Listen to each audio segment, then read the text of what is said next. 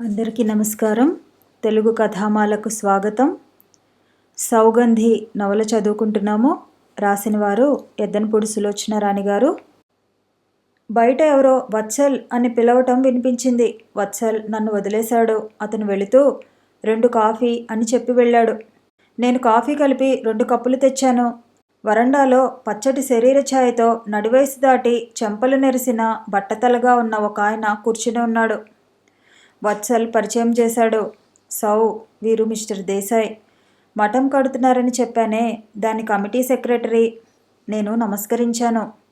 ఆయన బాగా చదువుకున్న మనిషి. 6 భాషలు క్షుణ్ణంగా మాట్లాడటం, రాయటం వచ్చుట. ఆయన కూర్చున్నంతసేపు వత్సల్ని ప్రశంసిస్తూనే ఉన్నాడు. కుర్రాడు ఒక అనర్ఘరత్నం. అతని పట్టుదల, కృషి. ఇలాంటి కుర్రాళ్ళు ఒక 10 మంది నా చేతిలో ఉంటేనా నేనెన్నో గొప్ప పనులు చేయగలను అన్నాడు.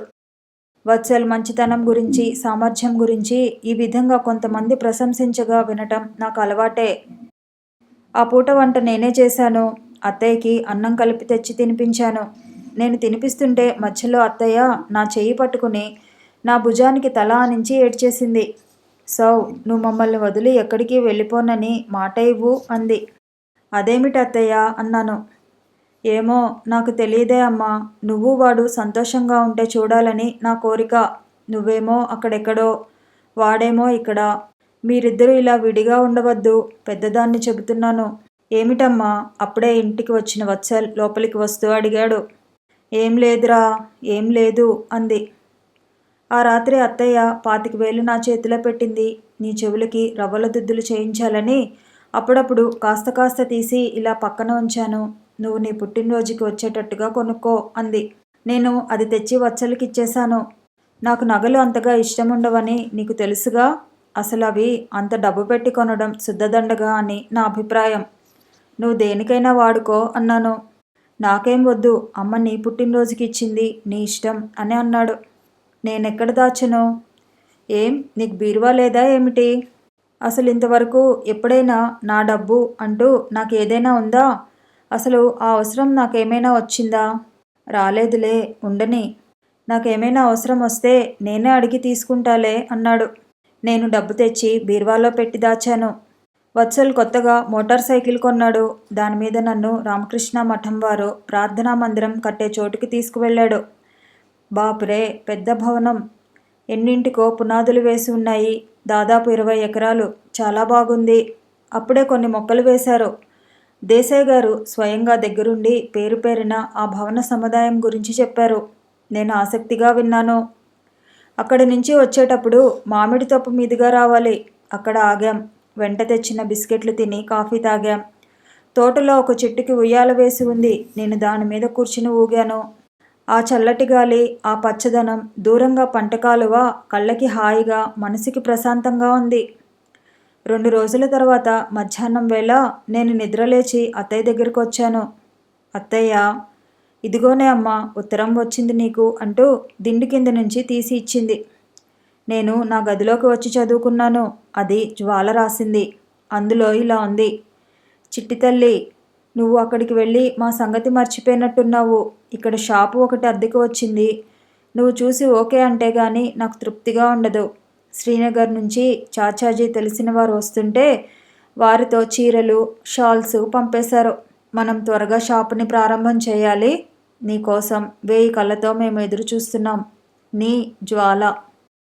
ఆ రాత్రి నిద్ర పట్టలేదు నాకు. నేను వచ్చినప్పటికంటే ఇప్పుడు ఇంట్లో ఎంతో హాయిగా ఉంది. అత్తయ్య బాగానే కోలుకుంటోంది. వత్సలకి ఊపిరాడని పని ఉన్నా ఏదో విధంగా టైం దొరికించుకుని నాతో గడుపుతున్నాడు. ఒక్కోసారి నన్ను వెంట పొలానికి తీసుకువెళ్ళేవాడు. ఈసారి ఎందుకో నేను హైదరాబాదు వెళతాను అనటానికి నాకు కాస్త జంకే కలిగింది. కానీ ఏ దేవుళ్ళు నన్ను పైనుంచి ఆశీర్వదించారో కానీ ఆ రోజు మధ్యాహ్నం మంచం మీద కూర్చుని అత్తయ్యకి తలదువ్వి చుట్టచుడుతుంటే ఆవిడ, నువ్వు హైదరాబాద్ ఎప్పుడు వెళ్తున్నావు అని దిద్దులు ఆర్డర్ ఇచ్చిరా. సుప్రియ వాళ్ళ అమ్మకి తెలిసిన కంసాలి దగ్గరికే వెళ్ళు. ఆవిడ మరిది భార్యకి చేయించగా చూశాను. వజ్రాలు కట్టడం, ఆ పనితనం చాలా బాగుంది. ఈ కాలు నొప్పి వెధవది ఒకటి వచ్చి పడింది. లేకపోతే నేనే వచ్చేదాన్ని నీ వెంట. వచ్చే సంవత్సరానికైనా కాసుల పేరు వడ్డానం చేయించగలనో లేదో. ఆడదానికి ఇల్లు భూములు ఉంటే ఏం సంబరం, ఒంటిన వేసుకొని చూసుకోలేదుగా. నగలుంటేనే సంతోషం, మరి పెట్టుకుని ఆనందించవచ్చు, 10 మందిలో గౌరవం కూడా. వాడసలు నా చేతికి డబ్బే అందనివ్వడు.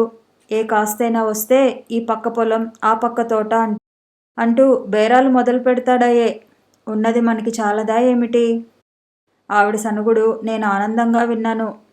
మర్నాడు నేను హైదరాబాద్ బయలుదేరుతుంటే ఇదేమిటి అన్నాడు వత్సల్. అత్తయ్య తనే కల్పించుకుంది. నేనే వెళ్ళమన్నానురా, పుట్టినరోజు దగ్గరికి వస్తోంది, రవ్వల దిద్దులు కొనుక్కోమన్నాను. నువ్వు కూడా వెళ్ళరాదు? నేనా, నాకు ఈ పూట తీరికేది అన్నాడు. వత్సల్ మోటార్ సైకిల్ మీద నన్ను తీసుకువచ్చి స్టేషన్ దగ్గర దింపాడు. నీ కాలులో ఏదైనా సుడి ఉందేమిటి, లేకపోతే ఏమిటిది, ఎప్పుడు నీకు ప్రయాణాలే అన్నాడు. నువ్వు కూడా వస్తే పోయేది అన్నాను. రావాలనే ఉంది, కానీ పనులు అన్నాడు. నేను త్వరగానే వస్తానని చెప్పాను. నా జీవితంలో సగభాగం ఈ రైల్వే స్టేషన్లో నేను దింపడానికి, వస్తానంటే వచ్చి ఎదురు చూడడానికి సరిపోయినట్టుగా ఉంది అన్నాడు. నేనేం జవాబు చెప్పలేదు. వెళుతూ వెళుతూ ఆ గంభీరత్వం దేనికి, కాస్త నవ్వకూడదు అన్నాడు. నేను నవ్వాను. గుడ్, మెచ్చుకున్నాడు. అది నువ్వు తిరిగి వచ్చే వరకు నాకు ఇచ్చిన టానిక్ అన్నమాట అన్నాడు. 2 రోజుల్లో తిరిగి వచ్చేస్తానని నమ్మకంగా చెప్పాను. నేను హైదరాబాద్ వచ్చేసరికి ఇల్లంతా నానా కంగాలీగా ఉంది. ఇంటి నిండా చెక్క పెట్టెలు నిండి ఉన్నాయి. జ్వాల వాళ్ళు వాటిపై ఎక్కి నడుస్తున్నారే తప్ప ఒక పక్కకి లాగి ఒకదాని మీద ఒకటి పేర్చలేదు. నాకు తెలుసుగా, జ్వాలబుర్ర ఎప్పుడూ ఆలోచనలతో పరుగులు తీస్తూ ఉంటుంది. ఇల్లు చాలా శుభ్రంగా ఉండాలి, పనులు టైంకి జరగాలి అనేటువంటి వాటికి ప్రాధాన్యత ఇవ్వదు. తెల్లటి దుప్పటి వేసిన పక్క మీద ఎలా పడుకుంటుందో, కింద చాపలేని నేల మీద బోర్లా పడుకుని తల కింద చేతులే దిండుగా చేసుకుని అంత హాయిగానూ నిద్రపోగలదు. ఉన్నప్పుడు బాగా తింటుంది, లేకపోతే మంచినీళ్లు తాగి కూనిరాగం తీస్తూ రోజులు గడిపేస్తుంది. ఆ ప్రవర్తన అంతా ఎప్పుడు చూసినా బేపర్వాగా ఉంటుంది. దేని గురించి లక్ష్య పెట్టదు, ఎవ్వరిని ప్రాణ సమానంగా చూడదు. అందరితో అవసరం ఉంటుంది, అందరూ ఒకటే, ఈ ఎక్కువ తక్కువలు ఎందుకు మనకి అంటుంది. చాలా చిత్రమైన మనస్తత్వం, కొత్త వాళ్ళకి వింతగా కుతూహలంగా ఉంటుంది. నేను ఇంట్లోకి రాగానే అరగంటలో చకచకా సర్ది ఊడ్చివేశాను. నా మంచం మీద దుప్పటి మాసిపోయి నలిగిపోయి ఉంది. నా బీరువాలోంచి ఇస్త్రీ మడత తీసి వేసుకున్నాను. ఇప్పుడు నా ప్రాణం హాయిగా ఉంది. స్వభావం జ్వాల స్వభావానికి పూర్తిగా విరుద్ధం. నాకు ఇల్లు శుభ్రంగా ఉండాలి, పక్క మీద దుప్పటి రవ్వంత మడతపడినా నాకు నచ్చదు.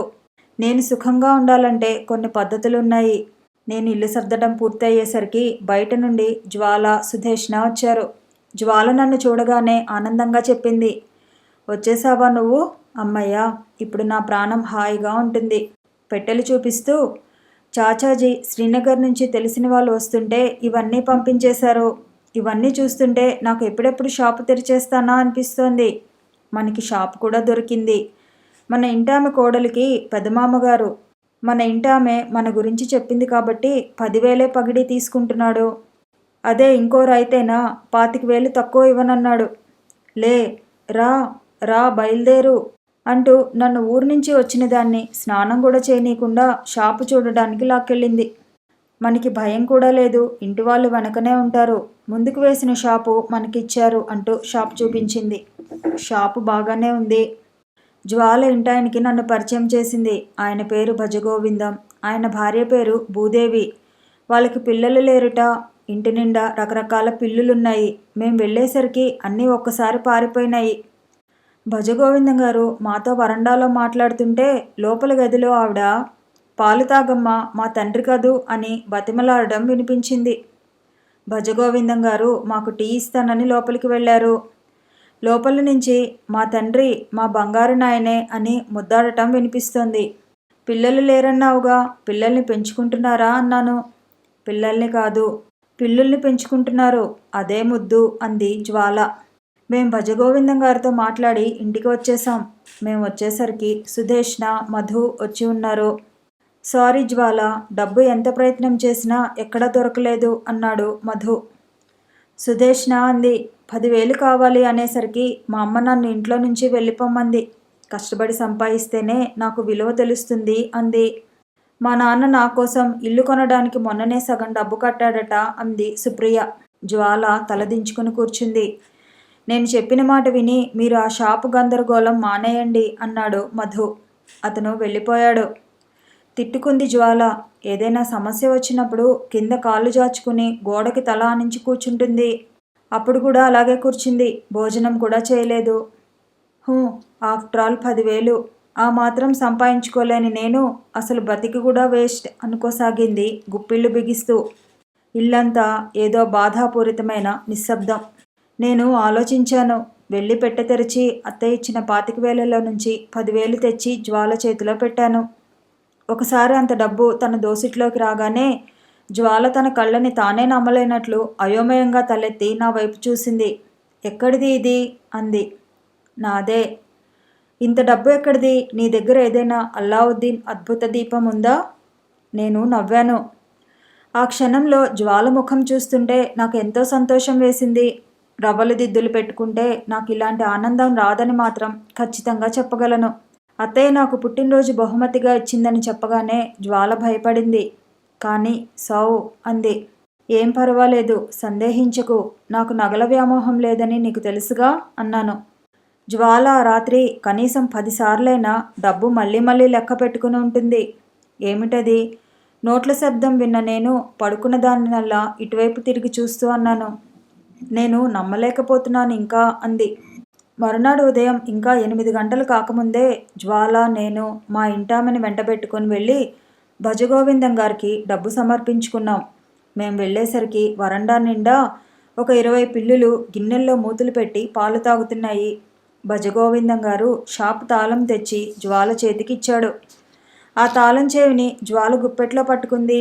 ఇంటికి రాగానే గుప్పెట తెరిచి ఒక మహా విచిత్రంగా చూపించింది. అందరం చూసాం. మా అందరికీ చాలా సంతోషంగా ఉంది. అయితే మనకి ఈ షాపు స్వంతమైందన్నమాట అంది సుధేష్ణ. హిప్ హిప్ హుర్రే అరిచింది సుప్రియ. సౌకి శతకోటి కృతజ్ఞతలు అంది జ్వాల. వెంటనే ముగ్గురు కలిసి వచ్చి ఎత్తి గదంతా తిప్పేశారు. చాలు చాలు మీ ఊరేగింపు అన్నాను దించమని గొడవ చేస్తూ. మనం సౌకి కాదు, అసలు వాళ్ళ అత్తయ్యకి కృతజ్ఞతలు చెప్పాలి అంది సుప్రియ. ఆవిడకి కూడా కాదు, ఆవిడకి మాత్రం ఆ డబ్బు ఎక్కడి నుంచి వచ్చిందేమిటి? వత్సలిస్తేనేగా. మనమంతా అతనికి కృతజ్ఞత చూపించాలి అంది సుధేష్ణ. ఎలా అంది జ్వాల. నేను ఈసారి అతను వస్తే మాత్రం భోజనం నేనే వండి పెడతాను అంది సుధేష్ణ. నేను నా మోటార్ సైకిల్ మీద షికారు తీసుకువెడతాను అంది సుప్రియ.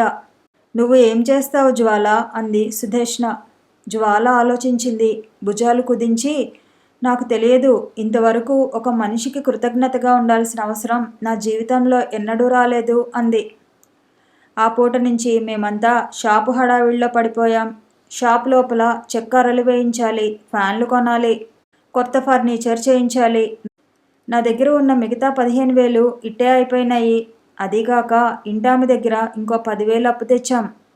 ఆవిడ ప్రామిసరీ నోటు మీద నా చేత సంతకం చేయించుకుంది. ఎందుకంటే ఆవిడికి అత్తయ్య మాటల ద్వారా ఊరిలో ఉన్న ఇల్లు పొలం నా పేరిటనే ఉన్నాయని బాగా తెలుసు. షాప్ ఓపెనింగు ఆ రోజునే. నేను 2 రోజుల క్రితమే అత్తయ్యకు ఉత్తరం రాశాను. నా స్నేహితురాళ్ళు ఇక్కడ షాపు తెరుస్తున్నారు, నన్ను ఉండమంటున్నారు అని.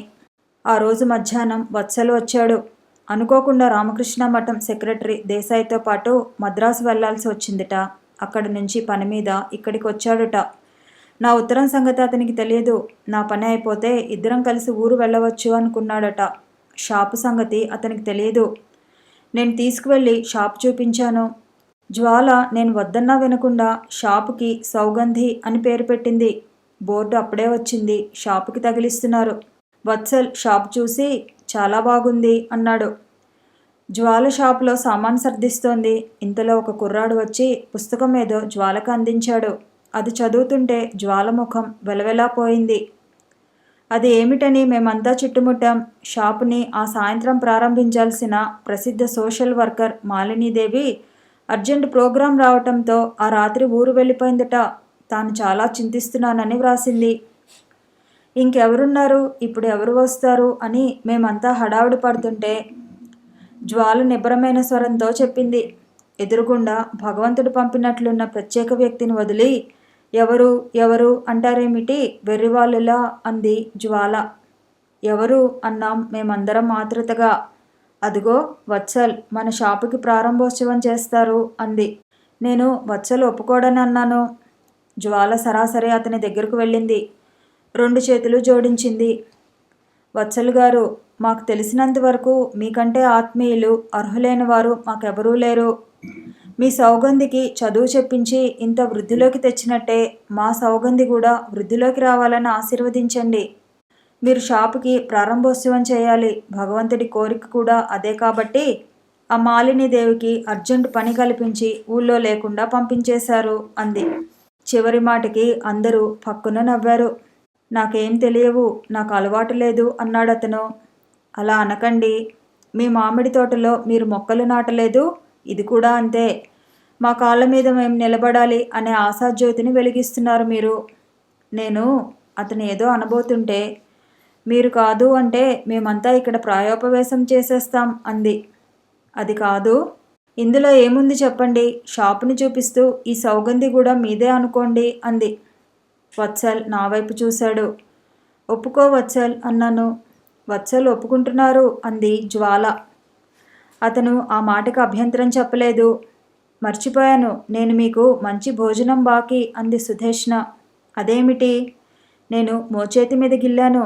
వాళ్ళకిందాకే వత్సల్ దగ్గర షాపుకి డబ్బు ఎలా వచ్చిందో ఆ మాటే ఎత్తవద్దని వాగ్దానం తీసుకున్నాను. ఏం లేదు అంది సుధేష్ణ. సాయంత్రం 6 గంటలకి షాపు ఓపెన్ అయింది. మాకు తెలిసిన కొద్దిమందిని పిలిచాం. మధు కూడా వచ్చాడు. కెమెరా తెచ్చాడు. వత్సల్కి నేను దండ వేస్తుంటే ఫోటోతో పాటు జ్వాల పుష్పగుచ్చం తెచ్చింది. వత్సల్ కత్తిరిస్తుంటే అతనికి ఓవైపు నేను, మరోవైపు జ్వాల నిలబడి ఉన్నాం. మధు క్షణక్షణం ఫోటో క్లిక్ అనిపిస్తూనే ఉన్నాడు. వత్సల్ లోపలికి వచ్చి షాపులో అరేంజ్ చేసినవన్నీ చూశాడు. లాంఛనప్రాయంగా మీరేదైనా కొనాలి అంది సుప్రియ. ఈ షాపు మొత్తం ఖరీదు చెబితే సరి, ఆయన షాపునే ఏకంగా కొనేస్తారు అన్నాడు మధు నవ్వుతూ. అమ్మో, ఆ విధంగా షాపు కొట్టేయాలని మధు ప్రయత్నం అంది సుప్రియ. వత్సల్ బంగారు రంగులో ఉన్న ఒక షాల్, ఒక స్వెట్టర్ కొన్నాడు. ఆహా, ఏం సెంటిమెంటో, వాళ్ళ అమ్మకి కాబోలు అన్నారెవరో. అతిథులంతా వచ్చి వెళ్ళిపోయారు. అందరూ షాప్ చాలా బాగుందని మెచ్చుకున్నారు. వచ్చిన వారిలో కొంతమంది గాజులు, పౌడర్లు కూడా ఓ పక్కన పెట్టమని, మరొకరు పుస్తకాలు కూడా పెట్టమని సలహా ఇచ్చారు. వత్సల్ వెళుతున్నానని అంటుంటే జ్వాల హఠాత్తుగా అతని చేయి పట్టుకుని ఊపింది. మీ మేలు జన్మలో మరవలేను అంది. ఆ రాత్రి నేను వత్సల్ బయట హోటల్కి భోజనానికి వెళ్ళాం. నాకెంతో ఇష్టమైన హోటల్ అది, డ్రీమ్ హౌస్. వత్సల్ని ఇదివరకు 2-3 సార్లు తీసుకువెళ్ళాను. మద్రాస్ ఎందుకు వెళ్ళావు అని అడిగాను. మామిడి పళ్ళు ఎగుమతి వివరాలు కనుక్కుందామని. మనం డైరెక్ట్గా బొంబాయి, ఢిల్లీ పంపిస్తే చాలా లాభం. దేశాయ్ గారికి తెలిసిన ఒక పంజాబీ ఫ్రెండ్ మద్రాసులో ఉన్నాడు మరి. వత్సల్, ఎంతైనా దేశాయ్ గారు పరిచయం అయిన తర్వాత నీలో కాస్త మార్పు వచ్చింది అన్నాను.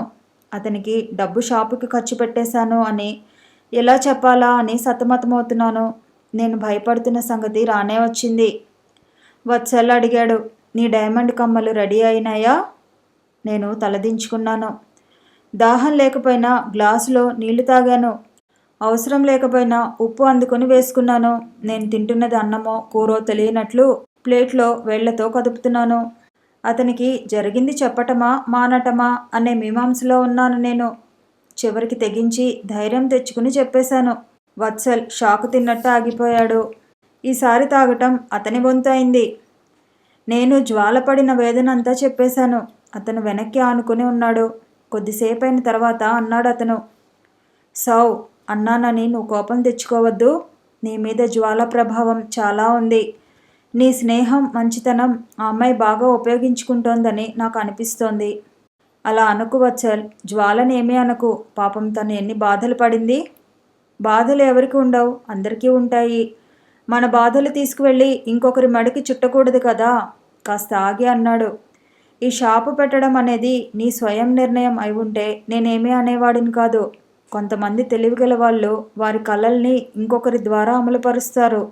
అయినా నీ డబ్బు నీ ఇష్టం అనుకో. అలా అనకు. నువ్వు అట్లా అంటే నాకు చాలా బాధగా ఉంటుంది. ఈ షాపు నా కోసమే అనుకో నువ్వు. ఓకే, నువ్వు ఎలా అనుకోమంటే అలా అనుకుంటాను. అతను మళ్ళా భోజనం చేయసాగాడు. అతని భోజనం త్వరగా అయిపోయింది. గడియారం చూసుకుంటూ ఆఖరి బస్సుకి టైము ఉంది, నేను వెళ్ళిపోతాను అన్నాడు. నా మీద కోపం వచ్చిందా? లేదు. నేను నిన్ను అడగకుండా అంత డబ్బు ఖర్చు పెట్టేశానని. నాకేం లేదు చెప్పాను కదా. అంతా నీ డబ్బు, నీ ఇష్టం. ప్లీజ్ అలా అనకు, ఆవేశంగా అన్నాను. నా డబ్బు ఎలా అవుతుంది? అంతా నువ్వు ఇచ్చిందే, నీ కష్టార్జితం. చాలు ఆపు. అతను లేవబోతూ ఆగి కూర్చుండి టేబుల్ మీద గ్లాసు వైపు చూస్తూ అన్నాడు. నా కష్టార్జితమే కావచ్చు, కానీ నాకంటే అమ్మ కష్టం ఇందులో ఎక్కువ ఉంది.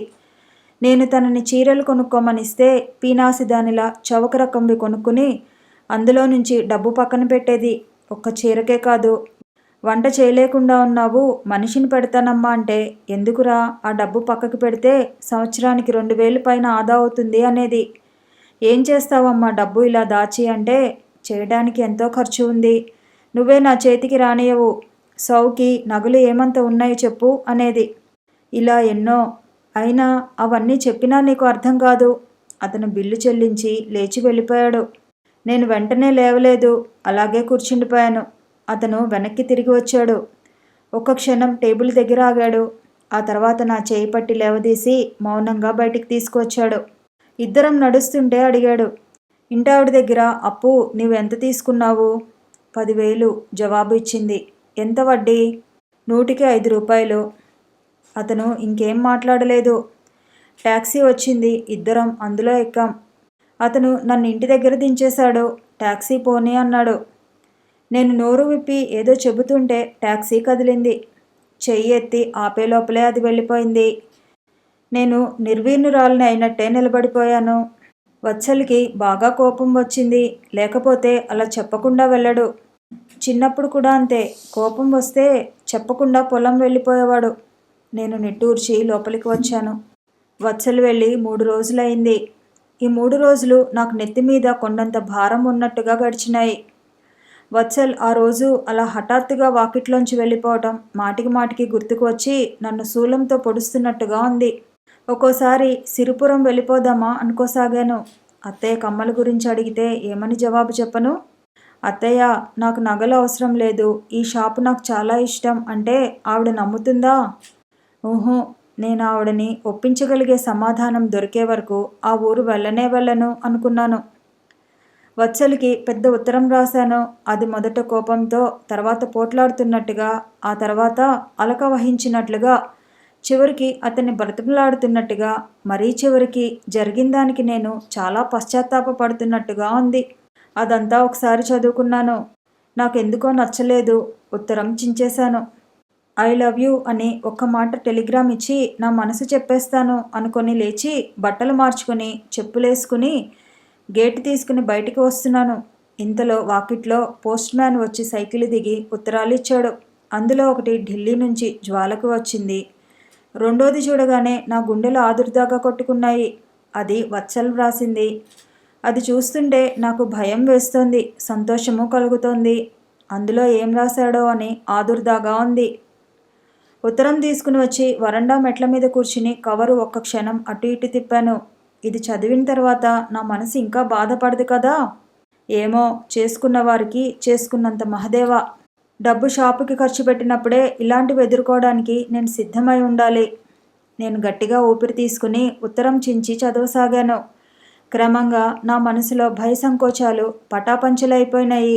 నేనెన్నడూ ఎరుగని ఆనందం, థ్రిల్ నా మనసంతా ఉత్తరం చదువుతున్న కొద్దీ ఆవరించుకోసాగింది. వత్సలకి ఇంత బాగా ఉత్తరం రాయగలిగిన నైపుణ్యం ఉందని నాకు ఇంతవరకు తెలియదు. అందులో ఇలా ఉంది: ప్రియమైన సౌ, నేను ఇక్కడికి క్షేమంగానే చేరాను. ఆ రాత్రి అలా రావటం నాది తప్పుగా అనిపించి మనసంతా మదనగా ఉంది. వచ్చినప్పటి నుంచి అదేం చిత్రమో ఒక్క చిన్న పని కూడా ఏకాగ్రతగా చేయలేకపోతున్నాను. సౌ, నిన్ను బాధ పెట్టాలన్నది నా ఉద్దేశం కాదు. అమ్మకి ఏం జవాబు చెప్పాలి అన్నదే నాకు పెద్ద ప్రశ్నార్థకంగా అయింది. ఈ పరిస్థితిలో అమ్మ మనసుని నొప్పించకుండా ఒప్పించగలగాలి. ఆ పని నా వల్ల కాదు అనిపించింది. ఇంటికి వచ్చిన తర్వాత పొలం వెళ్ళాలనే అనిపించలేదు. ఇంట్లో కూడా ఉండబుద్ధి కావటం లేదు. ఏమిటో మనసంతా దిగులు, అశాంతి. అభిప్రాయ భేదాలు ఎన్నైనా రావచ్చు, కానీ మనుషులు ఒకరికొకరు దూరం కాకూడదు. ఇలా దూరం అయితే ఒక అఘాతం ఏర్పడుతుంది. అదే ఒక్కసారి పెద్దదిగా మారిపోయే ప్రమాదం ఉంటుంది. సౌ మామూలు ఆడపిల్ల అయితే రవ్వల దిద్దులు పెట్టుకుని ముఖ సౌందర్యం ఇనుమడింపజేసుకుంటుందేమో, కానీ నువ్వు అలా కాదు. స్వతంత్ర ప్రవృత్తి కావాలనే ఒక ప్రయత్నానికి పునాది వేసేసుకున్నావు. ఇది అభినందించాల్సిన విషయమే గాని బాధపడాల్సిందేమీ లేదుగా. డబ్బు నీకు ఇచ్చేసింది అమ్మ, అది నీది. దానితో నువ్వు ఆనందంగా ఉండాలని మా ఆశ. ఆ ఆనందం ఎలాంటిదో నువ్వు నిర్ణయం చేసుకోవాలి గాని మేం కాదు. ఆడపిల్లలకి నగల కంటే మించిన ఆనందం ఇంకేం లేదు అనుకోవటం అమ్మది పాతకాల ఛాందసపు అభిప్రాయం కావచ్చు. నేను అలా అనుకోవడం లేదు. సౌ, ఈరోజు మంచం మీద పడుకుని నువ్వు కాశ్మీర్ నుంచి వ్రాసిన ఉత్తరం చదివాను. నేను కావాలని తప్పిస్తున్న సౌ ఈ ఉత్తరంలో అక్షర రూపంగా నాకు సాక్షాత్కరించింది. అప్పుడప్పుడు నీ ప్రవర్తన మాటలు చూసి నువ్వు యాంత్రికంగా మారావని భయపడతాను. ఇది చూస్తే అది పోయింది నాకు. సౌ, మనిద్దరి మధ్య అసలు అభిప్రాయ భేదాలు రాకూడదు, కానీ మనుషులన్న తర్వాత రావటం చాలా సహజం. ఎందుకంటే ఏ ఇద్దరు ఒక రీతిగా ఆలోచించలేరు కాబట్టి మనం అది తెలుసుకొని సాధ్యమైనంత త్వరగా దాన్ని దూరం చేయాలి. డబ్బు మన మధ్య ఎన్నడూ ఏ విధంగానూ ప్రశ్నార్థకం కాకూడదు. కానీ నేను దయుంచి ఇది ఒకటి అర్థం చేసుకో. మొన్న మన సత్యం మాస్టరు హైదరాబాద్ వస్తుంటే మన ఇంటామెకి 10,000 పంపేసి ఆ ప్రామిసరీ నోటు తెప్పించేశాను. ఈసారి ఎప్పుడైనా డబ్బు అప్పు కావాలంటే ఒక మాట నాకు చెప్పి నేను కాదు అన్నప్పుడు నువ్వు ఇంకెక్కడైనా ప్రయత్నం చేయి. భగవంతుడు నన్ను నీకిచ్చింది ఎందుకు? ఎప్పుడూ నీ ముఖం చిరునవ్వుతో ఆనందంతో వెలుగుతూ ఉండాలనే కదా. సౌ, నిన్నెప్పుడెప్పుడు చూస్తానా అని ఉంది. నిన్న ఏం చేశానో తెలుసా? మామిడి తోటలో ఉన్నాను. టైం చూస్తే రైలు వచ్చే వేళ అయింది. ఆదరాబాద్రా స్టేషన్కి వెళ్ళాను. రైలు వచ్చింది, వెళ్ళిపోయింది. నువ్వు రైల్లోంచి దిగలేదు. నా మనసులో ఆశ క్రమంగా ఆరిపోయింది. ఇంటికి వచ్చి నీకు ఈ ఉత్తరం రాస్తున్నాను. సౌ, నువ్వు వెంటనే ఇక్కడికి రా, లేకపోతే నేనే వస్తాను. నీ వత్సల్. ఆ ఉత్తరం 1-2 సార్లు చదువుకున్నాను. అది మడిచి కవర్లో పెడుతుంటే దాంట్లో ఇంకో ఉత్తరం కనిపించింది. తెరిచి చదివాను. అత్తయ్య వ్రాసింది. సౌకి అత్తయ్య ఆశీర్వదించి వ్రాయినది. వత్సల్ నిన్న నాకు ఒక విషయం చెప్పాడు. తనకేదో అర్జెంట్ అవసరం వచ్చి నేను నీకిచ్చిన 25,000 తీసుకుని వాడుకున్నానన్నాడు. నేను చెడామడా తిట్టాను. నీకు అసలు బుద్ధి ఉందా? ఆడపిల్లకిచ్చిన సొమ్ము తీసుకుంటావా అన్నాను. అవసరం వచ్చిందమ్మా అన్నాడు సనుగుతూ. అయినా తెలియక అడుగుతాను. వాడు అడిగితే అడిగాడు, నువ్వు ఎలా ఇచ్చావు అని. నువ్వు ఇంత వెర్రిమాలోకమైతే ఎలా బ్రతుకుతావు? ఆడవాళ్ళ దగ్గర బాగా నగలుండాలి. అవి మన కోసం కాదే అమ్మా, సంసారంలో ఎదుర్కోవడానికి. అందుకే మన పెద్దాళ్ళు ఈ ఆచారం పెట్టారు. బట్టి దద్దమ్మలే కాదు. నువ్వు వాడికి ఇలా డబ్బు ఇచ్చేయటం నాకేం బాగాలేదు. వాడి చేతిలో కానీ నిలువ చేసుకోడు అనేగా నీకిచ్చింది.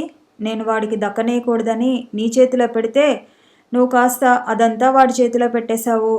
ఆ దేశాయ్ గారు వచ్చిన తర్వాత వీడికి బాగానే తిరుగుళ్ళు ఎక్కువైనాయి. ఒక్క క్షణం ఇంటి పట్టున ఉండటం లేదు.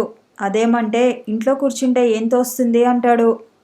నువ్వు చప్పున వచ్చి ఆ 3 ముళ్ళు వేయించుకుని వాడిని ఇంటిని చూసుకో. నాకు ఇంకా ఈ దిగులు పెట్టకు. పండితుల వారు 4 రోజుల్లో మంచి లగ్నం ఉందని చెప్పారు.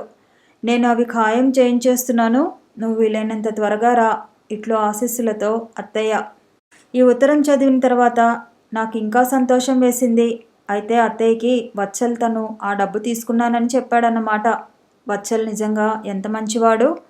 కథ కొనసాగుతుంది. మళ్ళీ కలుసుకుందాము. ఈ వీడియో నచ్చితే లైక్ చేయండి, షేర్ చేయండి, కామెంట్ చేయండి, ఛానల్ని సబ్స్క్రైబ్ చేయండి.